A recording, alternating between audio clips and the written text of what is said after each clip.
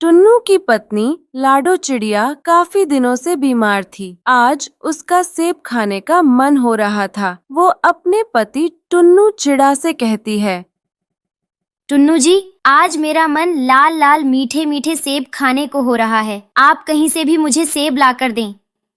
ये सुनकर टुन्नू चिड़ा अपनी पत्नी लाडो से कहता है, अच्छा ठीक है लाडो, कालू जमींदार के बाग में सेब लगे हुए हैं, मैं अभी तुम्हारे लिए लेकर आता हूँ। फिर टुन्नू चिड़ा सेब लेने के लिए कालू के बाग में जाता है। ये कालू तो कहीं दिखाई नहीं दे रहा है, लेकिन सेब लेकर जाना भी जरूरी है क्योंकि लाडो बहुत दिनों से बीमार है। मैं उसकी हर इच्छा को पूरी करूँगा। मैं ऐसा करता हूँ, एक सेब तोड़ लेता हूँ, बाद में कालू कौवे को बता दूंगा। ये कहकर टुन्नू चिड़ा सेब तोड़ने लगता है। तभी वहाँ कालू जमींदार की पत्नी गोरी कौवी आ जाती है। अरे टुन्नू चिड़ा, तू यहाँ क्या कर रहा है? क्या ये तेरे बाप का बाग है जो तू मन मर्जी सेब तोड़ रहा है? चल भाग यहाँ से। अगर मेरे पति कालू जी ने देख लिया तो तेरे हाथ पैर दोनों तोड़ देंगे। ये सुनकर टुन्नू चिड़ा घबरा जाता है। गलती हो गई गोरी मालकिन, मेरी पत्नी लाडो का सेब खाने का मन हो रहा था तो मैं यहाँ सेब लेने आ गया। मैंने कालू को इधर उधर देखा पर वो कहीं नजर नहीं आया। मैं सोच रहा था सेब लेने के बाद कालू जमींदार को बता दूंगा। बस बस, बहुत सुन ली तेरी बकवास। अब तू भागता है या यही बैठा चोंच चलाते रहेगा? अगर मेरे पति कालू जी ने तुझे यहाँ पकड़ लिया तो तेरी खैर नहीं, फिर तो तू 4 कंधों पर यहाँ से जाएगा। फिर उदास टुन्नू चिड़ा वापस अपने घर आ गया। टुन्नू जी, आप बहुत जल्दी घर आ गए। क्या आप मेरे लिए सेब नहीं लाए? बोलिए टुन्नू जी। नहीं लाडो, मुझे माफ कर दो, मैं तुम्हारी इच्छा पूरी ना कर सका। तभी पीछे से गोरी कौवी भी वहाँ पर आ जाती है। सुन लाडो चिड़िया, अपनी जीभ को जरा लगाम दो। तुम्हारी जीभ की वजह से आज तुम्हारा पति मेरे बाग में सेब की चोरी कर रहा था। वो तो मैंने इसे पकड़ लिया। अगर मेरे पति कालू जी ने पकड़ा होता तो आज ये सही सलामत घर तक न पहुंचता। इसलिए अगर जेब में पैसा नहीं है तो अपनी चटोरेपन पर लगाम लगाओ। गोरी कौवी लाडो चिड़िया को खूब खरी खोटी सुनाती है और वहाँ से चली जाती है। टुन्नू जी, आपको क्या जरूरत थी सेब चोरी करने की, वो भी कालू जमींदार के बाग में से? आप तो उनकी हरकतों से अच्छी तरह वाकिफ है ना। टुन्नू चिड़ा बहुत ही शर्मिंदा था। उसने कोई जवाब ना दिया। अभी कुछ ही दिन बीते थे कि हरिया तोता की बकरी भोजन की तलाश में कालू जमींदार के खेत में आ गई। कालू जमींदार और गोरी कौवी अपने खेत में मजे से लाल लाल सेब खा रहे थे। तभी गोरी कौवी की नजर बकरी पर जाती है। पतिदेव जी, वो देखें, हरिया तोते की बकरी हमारे खेत में फसल खराब कर रही है। जल्दी उसे पकड़े वरना ये हमारा बहुत नुकसान कर देगी। भोला कबूतर, अरे ओ भोला कबूतर, कहाँ मर गया है रे तू? आवाज सुनाई देती है कि नहीं? या दिन में भी घोड़े बेच कर सो गया? तभी उसका सेवक भोला कबूतर वहाँ आता है। क्या है मालिक, आप इस तरह मुझे क्यों आवाजें दे रहे हैं? मालिक के बच्चे, वो देख, हरिया तोता की बकरी फसल खा रही है। जल्दी से इसे पकड़कर बांध दे और ये 2 दिन भूखी प्यासी बंदी रहेगी तो इसकी अकल ठिकाने आ जाएगी और फिर दोबारा यहाँ मेरे खेत में कदम भी नहीं रखेगी। फिर कालू जमींदार का नौकर झटपट बकरी को पकड़ लेता है और उसे एक पेड़ से बांध देता है। वहीं दूसरी तरफ हरिया तोता अपनी बकरी को घर में ना देखकर परेशान हो गया। शाम होने को आई है, पता नहीं मेरी बकरी कहाँ गई, अभी तक घर नहीं आई। मैं जाकर लाडो चिड़िया से पूछता हूँ। फिर हरिया तोता लाडो के घर जाता है। लाडो बहन, आपने मेरी झुमरी को देखा है? सुबह से पता नहीं कहाँ चली गई वो, अभी तक घर भी नहीं लौटी। तोता भैया, जब मैं नदी से पानी पीकर आ रही थी तो मैं ना देखा झुमरी कालू जमींदार के खेत की तरफ जा रही थी। इतना सुनते ही हरिया तोता झुमरी को देखने कालू जमींदार के खेत पर भागकर जाता है। वहाँ झुमरी बकरी एक पेड़ से बंधी हुई थी और कालू का नौकर पहरेदारी कर रहा था। हरिया तोता वापस अपने घर लौट आया। वो जानता था कालू के पास जाने का कोई फायदा नहीं। वो बहुत ही जालिम था। 2 दिनों तक पेड़ से बंधी भूखी प्यासी हरिया तोता की बकरी मर गई। वो बेचारा उदास वापस लाडो चिड़िया के पास जाता है। लाडो चिड़िया, उस जालिम कालू ने मेरी झुमरी को मार दिया मेरी झुमरी को। अब हमारा क्या होगा? मैं क्या करूँगा? क्या खाऊंगा? क्या पीऊंगा? सब्र रखे तोता भैया, झुमरी बकरी के मरने का दुख हम सबको भी है। ऊपर वाला सब देख रहा है, एक ना एक दिन उस जालिम जमींदार कालू को इसकी सजा जरूर मिलेगी। इस तरह समय बीतने लगा। एक दिन लाडो की बेटी अपनी गाय को चरा रही थी। तभी रस्सी छुड़ाकर गाय वहां से भागने लगी। वो भागते हुए कालू के खेत में पहुंच गई। कालू और उसका नौकर लाडो चिड़िया की गाय पर टूट पड़े। उन्होंने गाय को बहुत मारा, मार मार कर अधमरा कर दिया। किसी तरह वो गाय अपने घर पहुंची। मर गई रे लाडो, उस जमींदार कालू ने मुझे बहुत मारा है। हाय मैं मर जाऊं, किसने मेरी गाय की ऐसी हालत की, मैं उसे छोड़ूंगी नहीं। तभी जमींदार कालू कौवा वहां आता है। हाँ, मैंने की है इसकी ये हालत। ये मेरी फसल खा रही थी। संभाल कर रखो अपनी गाय को। फिर से अगर खेत में आ गई ना तो जान से मार दूंगा, समझी तुम? कालू भैया, आपको जरा भी दया नहीं आई इसे मारते हुए। इसके बदन से खून निकल रहा है, कितने दर्द में है यह। आप बहुत जालिम हैं, आपको किसी पर दया नहीं आती। आपको एक दिन ऊपर वाला जरूर सजा देगा। अपना मुंह भी बंद रखो और इस गाय को भी बंद करके रखो। ये ज्ञान किसी और को देना। ये कहकर कालू जमींदार वहां से चला गया। तभी लाडो चिड़िया की गाय में से एक रोशनी निकलने लगी और उसने गोबर की जगह बहुत सारे सोने के सिक्के दिए। ये सब देखकर लाडो दंग रह जाती है। लाडो तुम घबराओ मत, मैं कोई मामूली गाय नहीं बल्कि जादुई गाय हूँ। वो तो मैं यहाँ आम जीवन जीने आई थी। तुमने मेरी कितनी मदद की है और मेरा कितना ख्याल रखा, इसीलिए ये सब तुम्हारे कर्म का इनाम है। और उस कालू जमींदार को जल्द से जल्द उसके किए की सजा जरूर मिलेगी। ये कहकर गाय वहां से गायब हो जाती है। अब सोने की सिक्के बेचकर लाडो और उसके पति टुन्नू के हालात ठीक हो गए थे। फिर आखिर एक दिन कालू जमींदार को उसके जुल्म की सजा मिल गई। उसके खेत में उसे एक सांप ने काट लिया और कालू की वहीं मौत हो गई। अपने पति के शरीर के पास बैठी गोरी कौवी रो रही थी। जंगल का कोई भी पक्षी गोरी के दुख में शामिल होने नहीं गया। उसे भी अपनी गलती का एहसास हो गया था।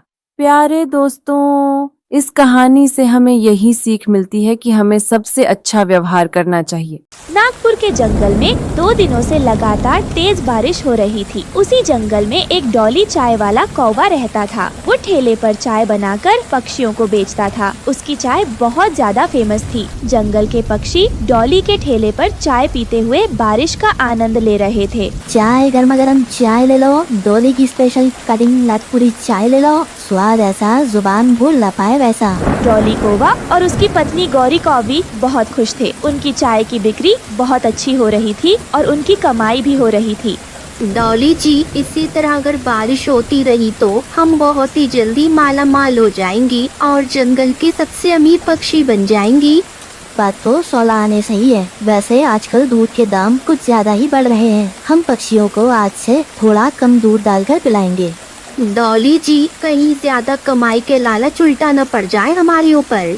गोरी, जंगल में बस चाय की एक हमारी ही दुकान है। पक्षी जाएंगे कहाँ? उन्हें तो हमारे यहाँ ही चाय पीने आना होगा। ऐसे डॉली कौवा अब चाय में दूध कम पानी ज्यादा डालने लगा। एक दिन रानो चिड़िया अपनी बेटी के साथ डॉली चाय वाला की दुकान पर चाय पीने आती है। डॉली भैया, बारिश की वजह से बहुत ठंड लग रही है, मुझे एक गर्मा गर्म दूध वाली चाय पिलाना। चिड़िया, थोड़ी देर बैठो, मैं अभी तुम्हें गर्मा गर्म दूध वाली चाय पिलाता हूँ। और बताओ चिड़िया, तुम्हारा घर बन गया? मैंने सुना है तुमने अपना घर पक्का बनाया है। बहुत पैसे खर्च हुए होंगे तुम्हारे तो। हाँ डॉली भैया, पक्का घर बनाने में सारी सेविंग खत्म हो गई मेरी। हम भी सोच रहे हैं अपना घर पक्का बनाने के लिए। जल्दी ही बस थोड़े पैसे और जमा हो जाए, तुम्हारे घर से भी बड़ा घर बनाएंगे। चिड़िया बहन, लो तुम्हारी स्पेशल डॉली चाय तैयार है, पी कर बताओ। रानो चिड़िया और उसकी बेटी जैसे ही चाय पीती है, उसे चाय का स्वाद बिल्कुल भी अच्छा नहीं लगता।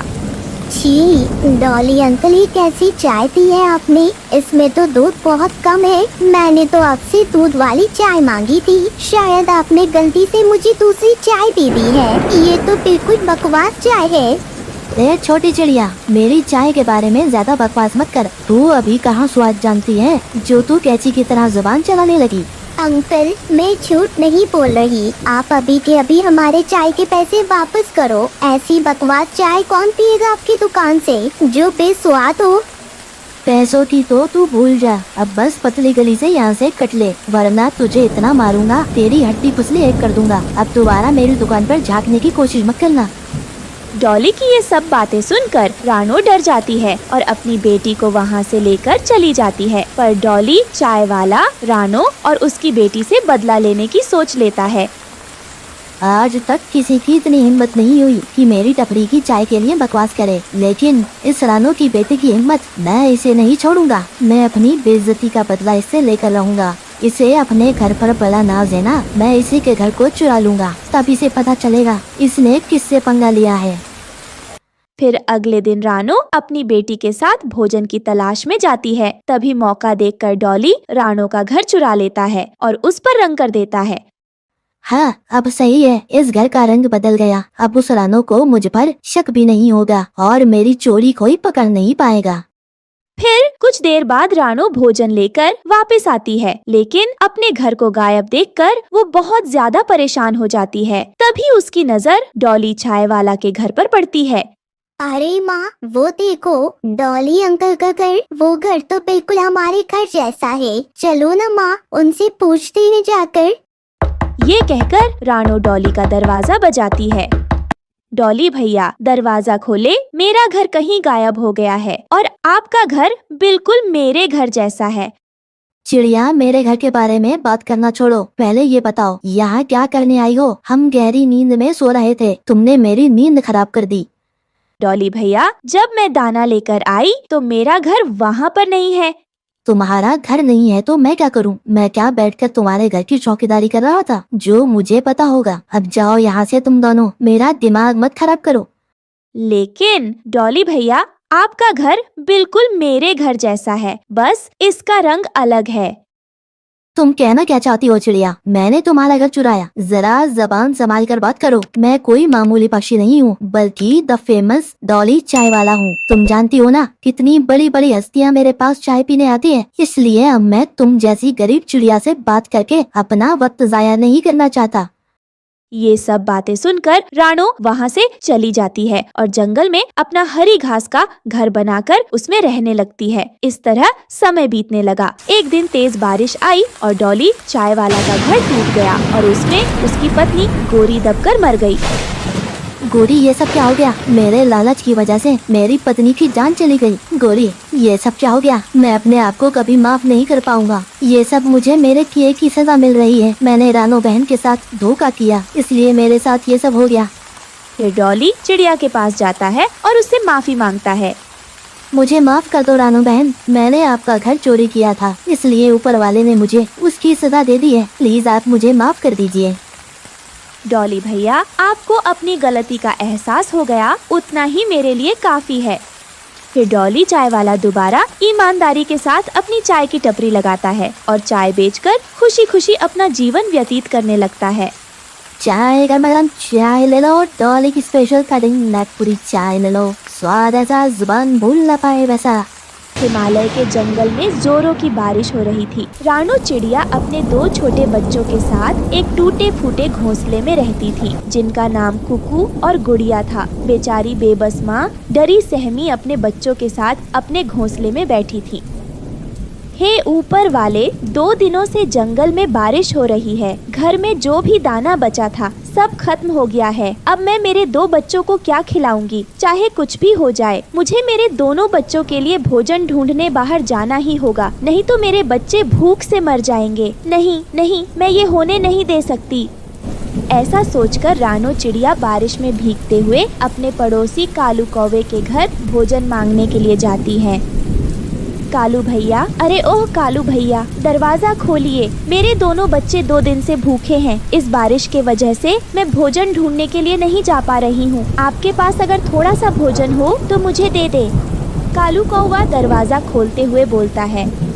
रानो बहन, मुझे माफ कर दें, मैं भी कई दिनों से भूखा हूँ। इस बारिश की वजह से मैं बाहर नहीं जा पा रहा हूँ। घर में पड़े पड़े मेरे मोमोज भी खराब हो रहे हैं। रानो बहन, तुम एक काम करो, अगर तुम्हें भोजन चाहिए तो मेरे मोमोज को बेच दो। मोमोज बेचकर जो भी पैसे आएंगे मैं उनमें से कुछ पैसे तुम्हें दे दूंगा और कुछ मैं रख लूंगा। फिर उन पैसों से तुम तुम्हारे बच्चों के लिए भोजन ले जाना। लेकिन कालू भैया, बारिश के वजह से पूरा जंगल चारों तरफ पानी से भरा हुआ है, मैं मोमोज कैसे बेचने जाऊंगी? रानो बहन, अगर तुम बारिश के बारे में सोचोगी तो तुम्हारे बच्चे भूखे मर जाएंगे। मेरे पास एक ठेला है, तुम उस ठेले के ऊपर मोमोज रखकर छाता लगाकर मोमोज बेचने के लिए जंगल में जाना, तुम्हारे लिए थोड़ी आसानी होगी। ठीक है कालू भैया, अगर आप कहते हो तो मैं मोमोज बेचने के लिए चली जाती हूँ। ये कहकर रानो चिड़िया कालू कौवे से मोमोज लेकर ठेले के ऊपर रख लेती है और बारिश में मोमोज बेचने के लिए निकल जाती है। मोमोज ले लो, मोमोज गर्मा गर्म मोमोज ले लो। रानो चिड़िया को मोमोज बेचते हुए देख हरिया तोता का मोमोज खाने का दिल होता है। हरी तोती को देखो, रानो चिड़िया बारिश में गर्मा गर्म मोमोज बेच रही है। इस बारिश के मौसम में गर्मा गर्म मोमोज खाने का अलग ही मजा है। मैं अभी उसके पास जाकर उससे 2 प्लेट मोमोज लेकर आता हूँ। अरे रानो बहन, जरा रुको तो, मोमोज स्वादिष्ट तो है ना? हाँ हाँ हरिया भैया, एक बार इन मोमोज को खाकर तो देखना, इस बारिश में तुम्हें मजा ही आ जाएगा। बोलो फिर कितनी प्लेट लगा दूँ? अच्छा ठीक है, जब तुम इतनी तारीफ कर रही हो तो 2 प्लेट गर्मा गर्म मोमोज दे दो। और हाँ, लाल चटनी ज्यादा देना, वो क्या है ना, हरी तोती को बहुत पसंद है। उस दिन रानो चिड़िया सारे मोमोज बेच देती है और मोमोज बेचकर जो भी पैसे मिलते हैं वो सारे पैसे वो कालू कौवे को दे देती हैं। ये देखकर कालू कौवा बहुत खुश होता है। अरे वाह रानो बहन, तुमने तो बहुत ही कम समय में सारे मोमोज बेच दिए, वो भी ऐसे बारिश के मौसम में। मानना पड़ेगा तुम्हें। ये लो थोड़े पैसे और ये लो मोमोज भी ले जाओ। तुम्हारे बच्चों को मोमोज बहुत पसंद है ना, इसलिए उन्हें भी ही खिलाना। रानो चिड़िया मोमोज और पैसों को लेकर अपने घर की ओर जाती है, लेकिन वहाँ का नज़ारा देखकर रानो के होश उड़ जाते हैं। बारिश और हवा के कारण उसका घर टूट गया था और उसके दोनों बच्चे टूटे हुए घर के पास बैठकर फूट फूट कर रो रहे थे। माँ, हमारा घर बारिश की वजह से टूटकर नीचे गिर गया, अब हम कहाँ रहेंगे? बच्चों, तुम दोनों ठीक तो हो ना? तुम दोनों को कहीं चोट तो नहीं लगी? नहीं माँ, हम दोनों को कोई चोट नहीं लगी, लेकिन हमारा घर टूट गया। माँ, अब हम तीनों कहाँ रहेंगे? बच्चों, तुम दोनों घर की चिंता मत करो, फिलहाल हम तीनों पेड़ के ऊपर बैठे रहेंगे। जो भी पक्षी आएगा उससे मदद मांग लेंगे। वो तीनों ऐसा ही करते हैं। पेड़ के ऊपर बैठकर पक्षियों की राह देख रहे होते हैं। जोरों की बारिश की वजह से कोई भी पक्षी अपने घर से बाहर ही नहीं निकलता है। उन तीनों को बारिश में भीगते हुए देखकर जादुई परी उनके पास आती है। चिड़िया रानी, तुम अपने बच्चों के साथ बारिश में क्यों भीग रही हो? क्या मैं वजह जान सकती हूँ? रानो चिड़िया परी को सारी बातें बताने लगती है। चिंता ना करो रानो चिड़िया, मेरी जादू से मैं एक मोमोज को लेकर उस मोमोज से बड़ा सा मोमोज का घर बनाती हूँ। फिर तुम तीनों आराम से उस घर में रह सकते हो और उस घर में बहुत सारे मोमोज होंगे जिसे बेचकर तुम अपना गुजारा कर सकती हो। फिर परी अपने जादू से एक मोमोज से बड़ा सा मोमोज का घर बनाती है। परी, अगर तुम ना होती तो पता नहीं आज मेरा और मेरे बच्चों का क्या होता। तुम्हारा बहुत बहुत धन्यवाद। रानो चिड़िया, तुम एक अच्छी और नीक चिड़िया हो। तुम्हारी मदद करने के लिए ही मैं तुम्हारे पास आई हूँ। अब मैं चलती हूँ। फिर परी रानो चिड़िया की मदद करके वहाँ से चली जाती है। फिर रानो चिड़िया बारिश के मौसम में अपने दोनों बच्चों के साथ उस मोमोज के घर में खुशी खुशी रहने लगती है और मोमोज बेचकर अपने बच्चों का पेट पालती है। अगर खाना खाकर तुम दोनों माँ बेटी का पेट भर गया है तो अब जाओ जाकर मेरी बेटी की खबर ले लो। वो अब तक घर नहीं लौटा है, शाम हो गई है। माँ जी, आप चिंता मत करो, टुन्नू जी अभी आते ही होंगे। वो मुझे बताकर गए थे आज वो देर से घर आएंगे, क्योंकि आज वो अपने दोस्तों के साथ दूसरे जंगल गए हैं। पहले घर तो आ जाए मेरा बेटा, फिर बताती हो तुम दोनों माँ बेटी को कैसे तुम सारा दिन भोजन खाती रहती हो। तभी उनके दरवाजे पर दस्तक होती है। जो भी है अंदर आ जाओ, दरवाजा खुला है। फिर तोता घर के अंदर आता है और वो कहता है, चिड़िया, आपके पूरे परिवार के लिए एक बहुत बुरी खबर है। तोते भैया क्या हुआ, क्या बुरी खबर है, सब कुछ ठीक तो है ना? मुझे माफ करना रानू बहन, अब तो वो लौटकर वापस कभी नहीं आएंगे। एक शिकारी चील ने उनका शिकार कर दिया और उन्हें बड़ी बेरहमी से मार दिया। यह सुनकर तो वो सारा परिवार रोने लग जाता है। तब चिड़िया कहती है, मेरा दिल तो आज सुबह से ही बहुत डरा हुआ था। अगर मुझे पता होता तो आज आपको वहाँ कभी नहीं जाने देती। खा लिया इस मनुष्य ने मेरे बेटे को। इसका पेट कभी नहीं भरता था, हर समय उसे भोजन लेने के लिए भेजती रहती थी। मनुष्य खा गई मेरे बेटे को। आंटी, इसमें रानू बहन का क्या दोष? यह तो भाग्य में होता है, जो कुछ भी होता है। यह कहकर वो तोता वहाँ से चला जाता है। फिर वो तीनों बहुत रोती हैं। घर में खाने के लिए कुछ भी नहीं था। रात हो जाती है, वो सभी भूखे पेट ही सो जाती है। सुबह हो जाती है। जंगल के पक्षी अपनी रीति रिवाजों के अनुसार भोजन लेने निकल जाते हैं। किसी को कोई गम नहीं था कि किसी का पति मर गया, किसी का बेटा, किसी का पापा। वो तो अपने भोजन के लिए चले जाते हैं, क्योंकि अब तो जमाना ही बदल गया था। जाओ कर बैठी हो यहाँ पर, जाकर भोजन ले आओ। अब मेरा बेटा नहीं है जो तुम्हारा पेट भरने के लिए भोजन ले आएगा। अब मेरे लिए ना सही तो अपनी बेटी के लिए ले आओ। माँ जी, आप चिंता मत करो, मैं ले आऊंगी भोजन। आप बिल्कुल फिक्र मत करो। चिड़िया भोजन की खोज में जाने वाली थी कि तभी वहाँ कालू कौवा आ जाता है।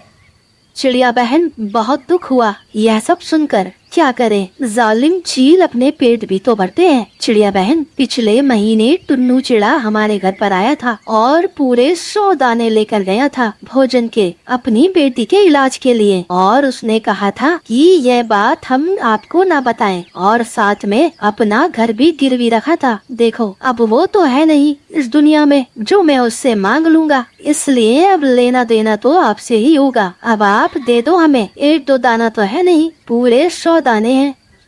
अरे भागो यहाँ से, तुम कौवे झूठ बोल रहे हो।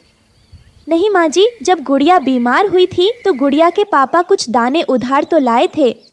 सुनो चिड़िया बहन, अगर मेरे दाने वापस नहीं करे तो तुम्हें यह घर खाली करना होगा। हाँ, मैं तुम्हें 10 दिन का समय देता हूँ। अगर तुमने मेरे दाने वापस कर दिए तो यह घर तुम्हारा है, अगर नहीं करे तो हमारा। यह कहकर कालू कौवा वहाँ से चला जाता है।